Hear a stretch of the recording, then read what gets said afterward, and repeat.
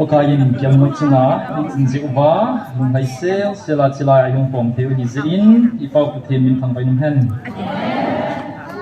ito sim ta diu ka taksanin chong khat ka ding ti hite ibongai bangwen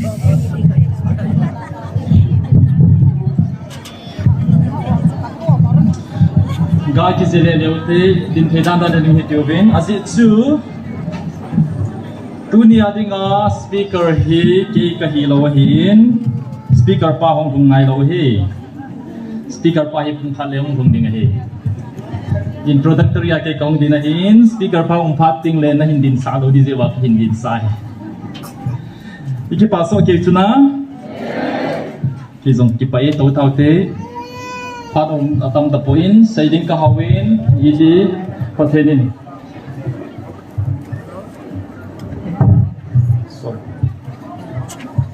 het sa nom ho aban banayin setting man yuve jechun tauna mang pumin pathen ni bi hil nom ham ke nei be ubin uni ko hi pathin sei no man yai din sa he kan ma hong ding ka hi poi tuni ko hen sa tu pat ka sei no min zulai tarik khat ni tha pung git le min som le ko chun message ka hong do din oi pu german in ha in thorin dr pu van gam nop di dan ka gil ting le ka ki pa dan ati Dr. Pu van gam nop di dan ka gil ji ting le ki panan ka dimi ati zo ki panan ka dimi message om na line video ka dai thori chi chu hin tu ni ko in van gam nop nai ti ko he tu ni hai nom na sa na chana pathin ba chaila ngai ta thugil ta thim ta tai ni sa pe amozo si jan jong pathin pat yu thang ba oven van gam nok dan i tip sa ove tuni khoen mi ham pha hiu ve des khat i pa su ve ke tunia kaung ding hi kidang na sa mai the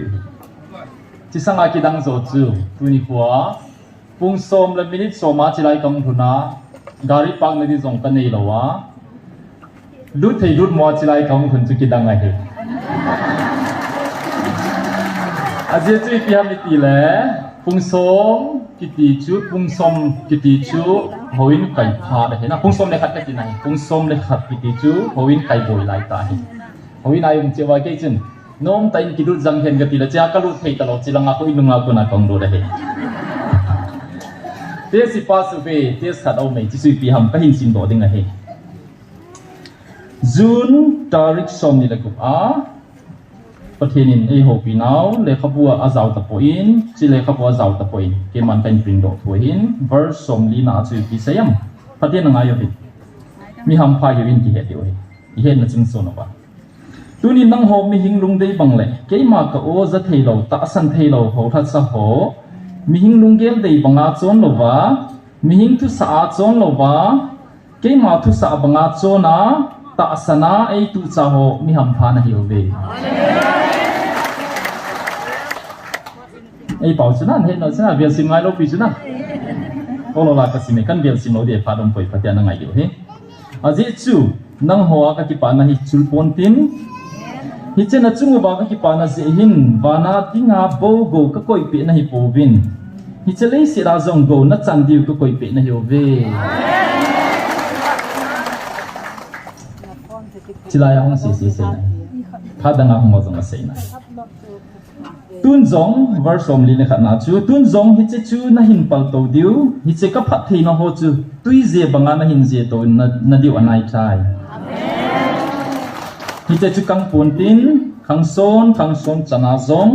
hi che phat thei na chu na tu na sa teu zong a hin zui ding a hi mi ham pha na hiu ve pathin lo pin chang hen lang pathin ngai lu zalin a vel in chunga ki pa thui seu ve chi pathinin le khaboi pe hi copy sang khat tu ni a ki honia pada hap ta tu ma hin ni ki to che da hin zasagi le so ma vel la be tain sunjani le so ma ho vel bo om tain abul sim kana sei tain koi tabang chi hi page cover to cover asim chai no mole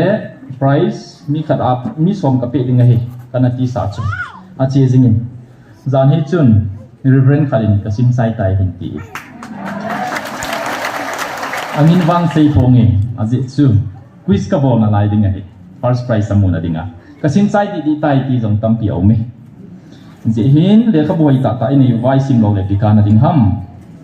zang ha in ka gelin ken jong tu jing ka zang ha para ka sip pha ro ka nei se ka sim hin vanoya pathinin le kha bu ho la ka hin sim sima ka muagil pen chu bible a hin second ka hin sim sima le kha bui ka sim thoin agil di second ka koi che sia hi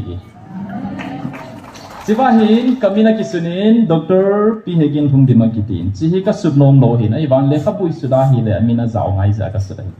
ke author ka hi poi adi ta chu compiler ka hi bo hi thui he chen lo jeu wa chu extra he theme thi na ding ma thun ki sub ji a compile ki bol ko ma hin tilin he theu wa inam pong pi wa in he theme thi mu le chihi kamin zau ta lo ding a chomo mo nga author chu patin hi ding ai ta chỉ chui hết dường cái hình ảnh nomin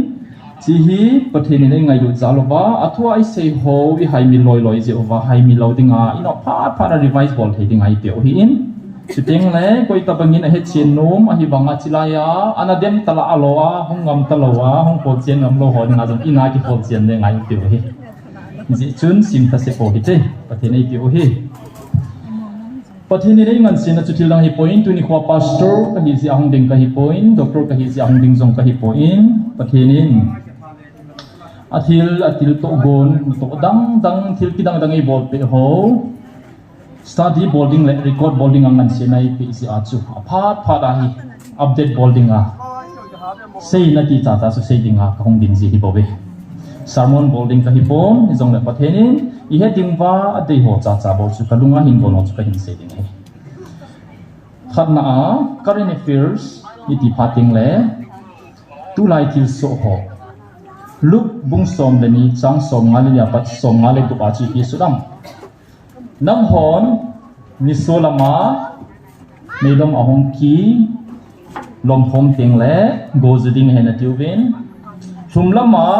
hui ahong nun ting le ni sading hena tiude na sei bang mo chuna ngom ji a hi le mi phalhem ho ipidinga tulai thil so ho hi ipi ki seina hin he lo ham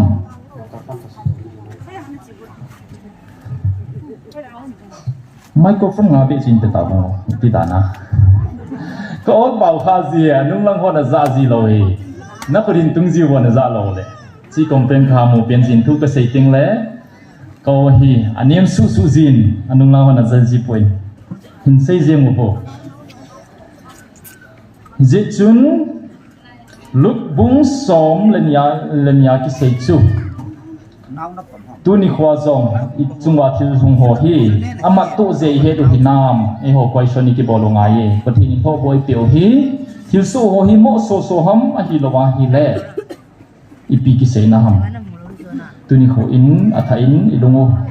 igyal dingwa ei de yu he thim thei lo ho them cha ke he thi nai pe ho le kha bo jong ka sunen chuting le tuni kho jong them pat ka hin sei ding he current affairs sa I he jingoi jong le hello wa ding sing katin kumkit ting le USA a hi election om ding a hin president kitet nang bom ding a hin tua president pa Joe Biden hin kata sa ha tapoi ke candidate ka hi ta lo ding a hi ati in alang khara se ho chun Donald Trump zo lo ding ji a ki surrender hi tan te tin jong a se obe tua hi abana ma hela ding a hi vice president no Obama chun khatveinin phone in a bolin ke le casino in Michelle Obama le ken nang ka supporting na yu president candidate dinga Democrat Republicans candidate dinga ti he to chu I had you chu Donald Trump ji hung president hung khai di mo na ma hi Donald Trump thanei dan chi pi sem president ka kai ngai le Ukraine to Russia ga jong ni khat a ka chai ding he ti PCA sei hamati hi le aman Russia ho jong ka ki he pin ade yu ka he Ukraine ho jong ade yu ka he ap pending ka he ati he Donald Trump bet ki da hi le Christian hồ ngay sang lệ bát hiền kinh mít ta he tu này cha dòng chun thà đi nghiên min suicide đó là thalim mi thalin cả bộ bên thua xây lại tại in abila khai hát chung nung bát hiền ấy về na he tiang am pela xây he tu là thun ba sang chun pu pia sin message sa hin ha in Bangladesh Prime Minister nu Sheikh Hasina India hong in Prime Minister pa ko ma US in silangam kaya hi Christian country khat abol go agati asei ta he ipia sei nam wang ki hello he kun mo be be boy pi ki sei na hi boy ken current affairs ka sei boy ipi to mat be hi win na hi dom dan chu chilai tu pong chun hamasa tu pong chini pi siam ti le nang ho ki tho pi dinga nang ho gam pum pi ati su India ti na he na chung thu sei dinga nang ho gam pum pi sang hat ble thuma hat zo na atun dinga he ti he ti chi pi sei nam jam ka he de boy hin da gin mo wang ka nei a sei chen lo chu ki sei lo he ti sun he win lang chu hi tain chi chu politics war politics hi tain tu khat be nin ha chun Olympic 2024 Olympic hondo na omen til so za chom chom na omen Paris muna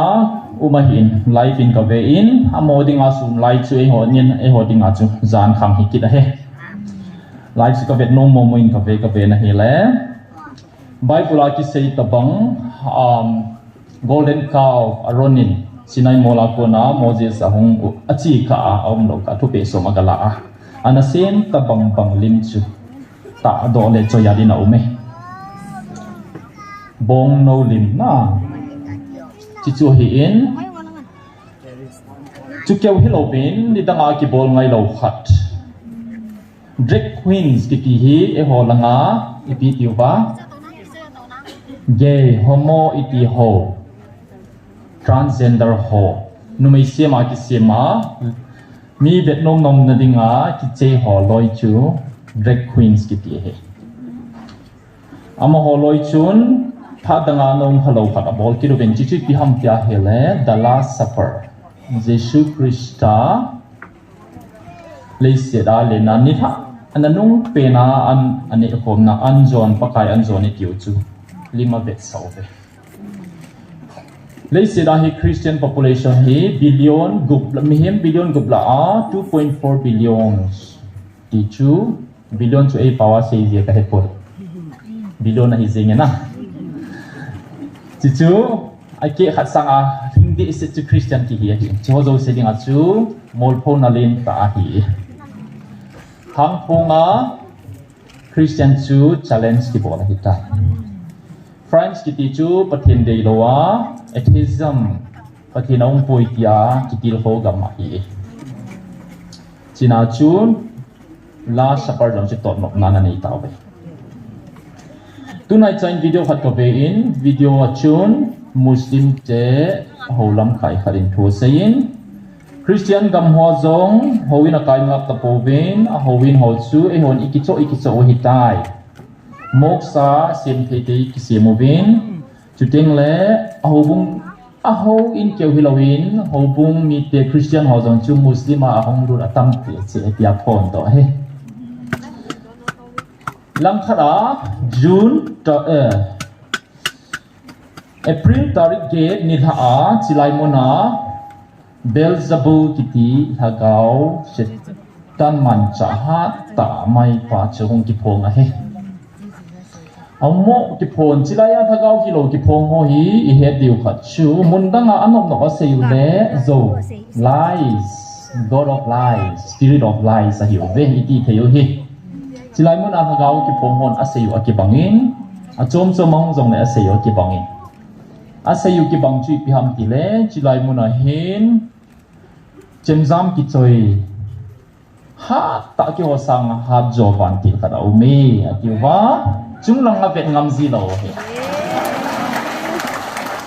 chuting le vantil zanerin abusa e chilai mona hin nga mona ki saubin ke ho kanokam ka chat the po be ti he Izia chu thilhalagau phalo phara kino do a hi le khat vei chalong chilaya hin zukham chapang a hi lo le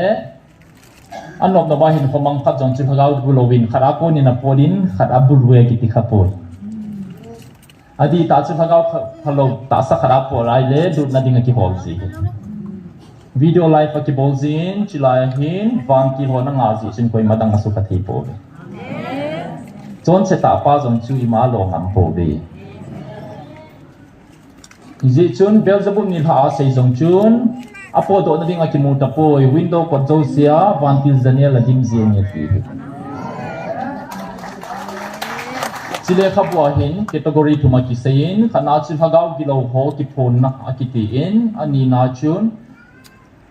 pathin hagaw thu phone akiti in athumna a Gabriel vantil thu phone ki category thum ki sei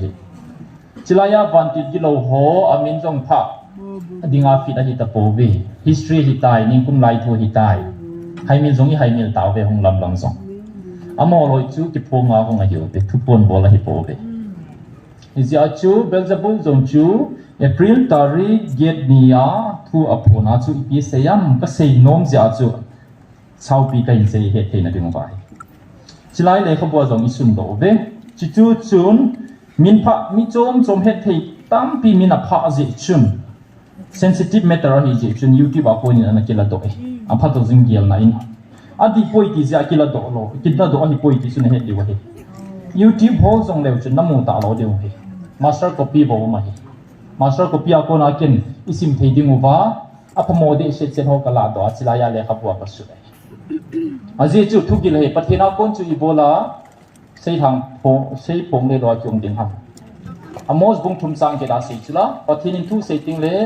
koi ham a sei pong lo dinga I he na sa chu hoya le noya ki bui ding ham zia chu chibahi kisun do a The Confession of Beelzebub English ten Beelzebub at yubin ho Bible Beelzebub kiti he thagaw gilo Beelzebub ki pon na chibahi atu makai ka su hi pi ham ana ve mong mong le chun a chai na hi ei mi te ha sam na khat chu chu te le ka sei chu Beelzebub thu po na ko na he do thei chu van ga manai mo mong tai ki hi ji one war one religion na sei great tribulation tonight chain na taw ve ti e Illuminati ki ti satanic na to zong sei do e chu ting le Bible la Revelation a ki sei six trumpet vantil trumpet agup na ding na hi taw ve ti hi chichu tu sei them theologian jo sen a sei jing thu hi sum kon gup na ki mu da hi tai ha ti chai go mong mong hi tai ki hi mi pha be ba min pha ji chun I boi taw bin sei lo lo ding sei yo ve ei mi te ha sam nau khat chu a hi le thil ki dang khat a su ting le ahung su na ji sangin ahung so dang zo I ha boi pi zio ve a message zo hi lowa a min zo I boi pi zi zio bin Hilizat so zong le pachom na ikimu zi po be tu chung bang chu ti ta po te dia ka su le ka sei nom chu hong kit leng izo a muslim lam kan pa na si chu one war one religion rapture zo phating le religion ki ti chu hobung tha hi lo ding a hi islam hong hi ding he ki hi research on a sei hi chi chu topic cho me sei ta pong ka te ti ma zo se ki zui khomin chiwa Beelzebulin Facebook, WhatsApp, Twitter, imazo se jong kaman sahi. Kham na thei nang mi hol het na dingin satanik jong chunang ho gam mi ong thung ka pe na hitai ti. Drugs ho kamang chain to hi sex kaman sahi. Ati hi. Na khang dong teu zong atam zo ka kura ka koi hitai ti hi. Ihe ha lo na ha smana ong se ya hi in ahung dan achuti khati ki zeu chuni na dan se pobe. Hi sei no mo chu lei se ti chai ko na hitai tu ni khwa chu isu min lo diu thila hi pathenin chu ti dinga tu ni khwa Beelzebub jing jong thu ahung phon sa hi je chun thil chi dan he themui te chi chu he in chilai mu na hen abana chi pi ham tia le Olympic azong na sa tai se tani na tong tai lấy xe thì capture ball tai ni jai pathenin e ho hi e hoi nam pung pi bai so cha do wa a thui ngai the na ding mai hong ko hi ti hi su mi lo do he chui ki ting le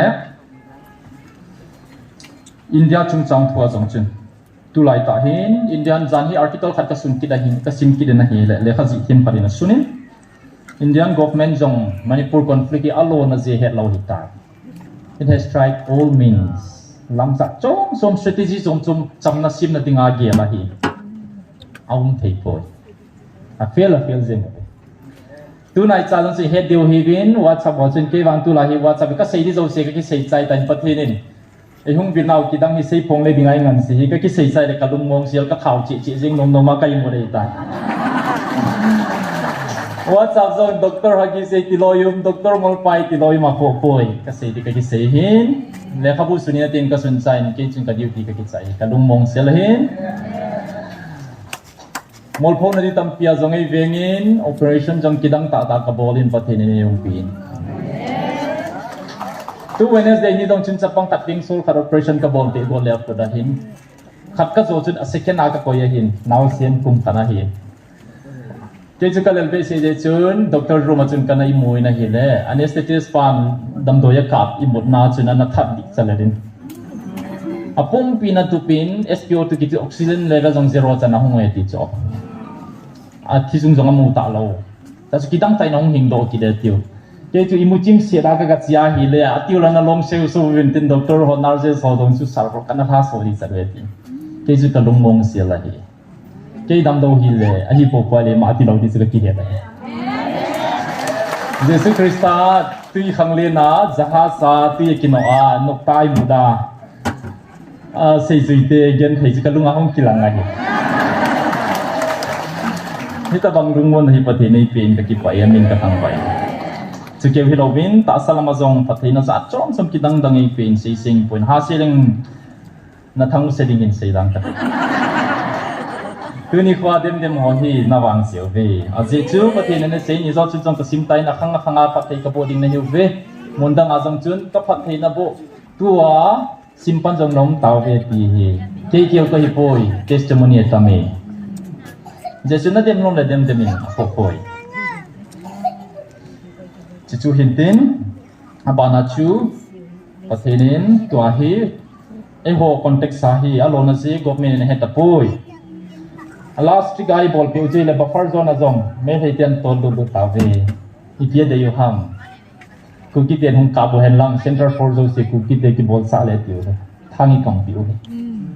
abet ha hi ba nga chu upai som som hi nei wa ding ma gel nai lo amona de chu Manipur ke lo de tiu hin la thugu kha jawom ke din haptama sa chun abon in sei chen zo pong ka din sei di jong ei phal po be hi jong le pathin na tu chu a chal jingin chiwa sei ho a chal jingin India pumpia e ho separate administration ni tiu hi til hi the hi e a hi di mong a he tia he research bol hon a sei wa redia ko yu wa hi wang anom lo mi khadum a hi amin jong ka sei lo ding ai far away lung ta sa chu pathin na hi in ipisi alunga ta sa a ipisi a e ho ni sei le Moses sinai mola hambola pathin na tu sei chu agas se ya chia chu kum khat ai lo le khat ka ai lo le thanga ki ka Israel te chung pot jing ai ge lo di lo wa hi phat ki be hi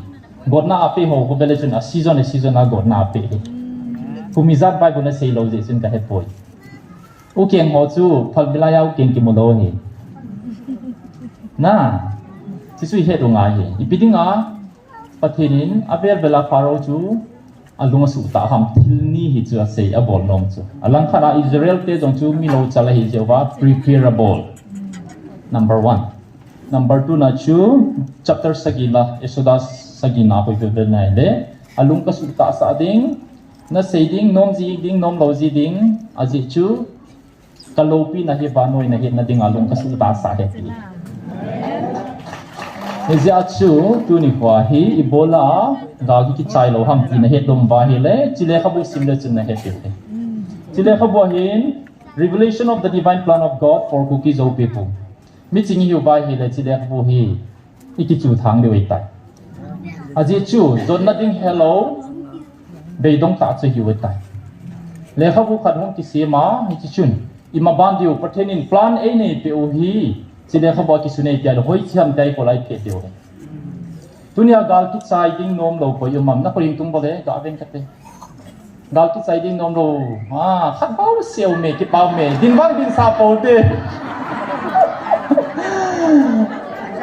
din wang din sa po te ama bao se gal ki chai ding nom lo he tu jing ka in bu ka ne ven ka in ko te to ke wa hi le và lấy xe đi vàng cái xe in và nói hi cái trái vào tiếng ngày tai ngô ngô phần phần như vin Bible cái sim win tàu vin cái sim phao thì cái anh có thể có mà có xây lại chỉ dấu tiếng lẽ văn cái mà hông nói Jesus Christ tham nông lẽ tribulation số dân thấy là cái bản tiếng ngày tại đây lẽ cái anh có thể phát triển tribulation ông dòng lẽ im tiền thua hạ cái sát tapon thì tribulation Ito pun desa tapi tu inzong tribulation itu jinglai lawa man ti he. Di to he na. Tribulation hong jong leo chu train you to kilo he. Igen thei dan dan. Chisu gal ki chai ding ide you he. Igen koi ma gen thei sot nom poi. Gal ki chai ding he nom hon. Chilaya lekha bua he. Iti ki chai ham pi ki su ne. 108 page si ho he. Page 109 a he pi ki su na. Ka ko na banga na umte mole nagalo ka su ti ba. Nagamu pa abang akalon sa ading ahi. Nang ho hi che ding chun lunggel na nei thei nai po ve. Lungkhat in na ding thei nai po ve. Ka o za a ki za mo sa jang na tam na layu ve. Ke man ka ko na hi bo ve. Nang ho ka cha te din ke man ga ka koi po. Ke man na nam sungu ka ngai du la ka ko na o hi bo ve. Nagam sungu ke man ka henai. Ke man ka tun ding ahi. Ka ko na bang ana te mo le. Terms and conditions apply. Có thể có mà thì thùng tiền một lẽ James bung thùng sang đi na hama chun na thùng một bên na một bộ về à dễ chui pi ham na thùng một chun na hoa nọc sang na đi ngai na thì thùng dễ ôi tu nín phát thế nín ilong tu bay piao lẽ phát thế nín gel đỏ nai đầu điều này mu zeng thế gì lâm kai hoa lung thì hoa nai phốt lâm kai tam pi hi dễ chun phát thế nín ngào hi bộ về chỉ gà hi government zong lo na je het apoi e ho ko daw ma he pathenin ipiasayam exodus achu ka sei jingin chiba jong simleo chun tribulation jong ka bolin tu hi question nei do pha lo hi tai zani chun mi khani nei dongin heu danam giving taw ta hinati ko ipinati na ham man tiu be chita bang question ki do ding hi si second edition ni time chi min mai jong question do lo thapa chun nanam ki small letter hin capital ding ai ti ka chinge ti khat chi sa khat tai nei sei hi masa chu small letter hai tu ai capital ka hian so a sei chu di hi ai wanga question do di chu ibola chi chu na sei ham i pin so ke sei lo so pathi na sei chu chilai ho la sa ho mei ju na ko wa chu chilai an mola nam pi ding ai taw taw wa i taw lai wa chi pi seyong ho la sa ho ko ma nam di vin taw tai vin thagaw mang thai ho ka henga hing pui do vin a sei chu la chi chu kalung la ma hi na daw u khat cha man di ong ka pal poi nagam pu piu sanga nagaw mang tha khat chu ke dingin alu zoi kalung dei hin boluvin ken nalung dei ka henai ti chu ija chu na nam ding ubin ki saboi ta hewin anati pi he hi cha ko na chu chim ki la do ki mo su su hi lo chi chu question ki do dunggel thei te hi lo hen na phat parai zo lut ki sei ta banga chu thil so bo sei ding a hi poi tu lai khanga thil so hoi pi ki sei na ham chi hi pi ki sei nam di ki do di chi chu pati he i ha som nau hi in zong le he thi mu ve e ho i pung che che win tu ni hi zong taw win chong kha zo pating le pathian kha gaw hum ding hi tain e hong bin di wa hi ka ki pa in zan hi khat ve ni zong chun ati labula pada chilai mun e dem jing khat ana omen ama zong chun na satai na hin dem ki ta na hi lai ke zong pathian hi nga ka tawin pakai i piti dana nang in aman nang man na tongin na ki gelin hin la nana to adem dem zengi i piti nga na mo pet zeng ham i piti ai mana lo lo ham i bolai tai sun na zeng ham ke la imu mo to mo nei ko in sunzana dem ma pau si le chu se zing khat chun na chuti pau sa kum khata wal tai awal te si tai ka ti le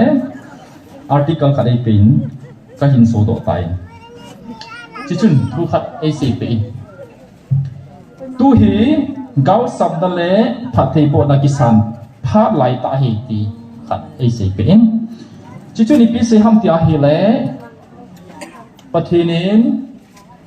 ที่ที่โอโลลาบอลมินกังตาบอลมินตัวนี้คอยอีจอนเสียนนับงาไอ้กอดไปดิวเฮเลตัวนี้คอยเกี่ยงสิไลกันดินเราดีตายเยซูคริสต์อามาตาลิเสดางเรียนไลซองอันนั้นเดโมบาลูกอาจงจุนักิสุนินพัฒนเวลเลชันลูกบุงสมลูกอาสุนพัฒนินฮิตินาซีพัฒนจุดาหอชุนเยซูคริสต์จูนัสตัยนอันนั้นยังบอลตาวเวจินาจูอามาที่สันเฮเกจุงเกหัวจุงอ่ะกระตุกกระจายเตจุงอ่ะจูเห็นนักเกี่ยวเวพิลาจงจูจิไลขังอาจูทุนไอตาหินโมนามูโลไลจุนทุตันเทปงเออติเจงเพหินฮิจงเล่พิลาติน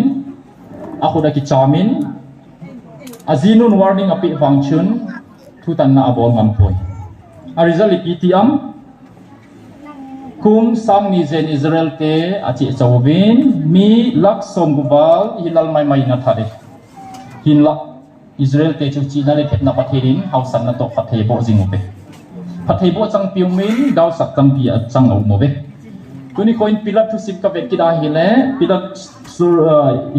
หินโคอิติกิจยามตีสตาดีกับบอลกิดาฮิเลพิลัดเฮเยซูคริสต์ที่โจวาเฮอาจุมทุกิตนาอามาฮีอโพสาโคนาสุมังอาอุมาหินโคเกตเทตาหิงาstudies tampi a bol holoi chen ama le ma ki khadin ata sa zong tuya ake paye kiti Christian scholar khaleni chun konwin Christian hong ki so iti na sevin hin la studies tam zoin ama le ma suicide na ti ki he chukit ting le alang khana azinu chu mangsi anayin a hin khong ke hin fogen theita na ya ti he tuni khwa patheni bil naw hi ahe them ho tuni khwa ike thenu ba hi le ikhang akhanga pati chandimu tuni khwa ihe them lo ba hi le tuni khwa na wang sia lo mai thei akhanga wang se nan izui theu hi ti ki se na hi jeng chi chu hin tin ka chai ding ai ta in tuni khwa he ipizia ihungo ham las zon bungup chang khana pa chang ki na chi pi sayam chapang pan jesun mi sanga wa achu jesu chun mi asu dama thilki dang danga bol ji achu anunga hinzu yuwa mi sanga ta in athu se ngai ding a hong yive a hin la chi ho la achu mi khat ho in ane ding a hin ki po he izong le jesu christain agil ke lo he in amon ka gil ke lo be ne ding nei pe na ti po be ata sangai cha ro he jesun awa na ding a holin sapang pa chun ane dinga hin ki poin jesu apada ne ding free amu ding de ya zui hi poin thu simi vedai le jesu nong zui su free ane dinga ki moe ti zia zui jong tam pio me tia bible ki suna he sapang pa wang ane dinga hin ki poin tuni khwa chilai ai hong hi ipi expectation ne vai dong ham ta sa bawa pathe bo chan na ding ham pathe ni ni poi mo wa he mi sang agil kial su jesu na he danari sang ni man ne the ki chong le thep cha bo chang zo diu hetia andrew na se ya hi denari chu calculation ka bolai le lak izat ham phat a hi india suma jong le jesu christ na mo ha pai tuni koin jesu christ chu thagau dam na ding bo pathirin adinga bible ki sun he ti wala isei ke lo be ita sao e ho so chang yu be ta sa jong independent separate administration ni de be pathirin na he aji chu mi khu noyam chun pathian lung dei banga ho the lo he patini khan padiung ma he in imazo se ki man ka henai ati e tuni khoin august 31 aprai sima hi le ni za thumle som thumle nga zen itaw pom taw ve chiba ki sayin pathene ni china taw naw hi nang man chau la a ha te na hi nga hi uben chiba na taw wa hi le nagalu chu nagal mi te law wa ka ban til michael na sa te ju he ti ni ja chu itaw jing tingu ikitil photo jing tingu ta sa hagawa khale khat ikipan mo jing tingu he ni ka sino me kana ta isa si tang katin patin anga si kil se balon le patin ngai tam hen ka ki pai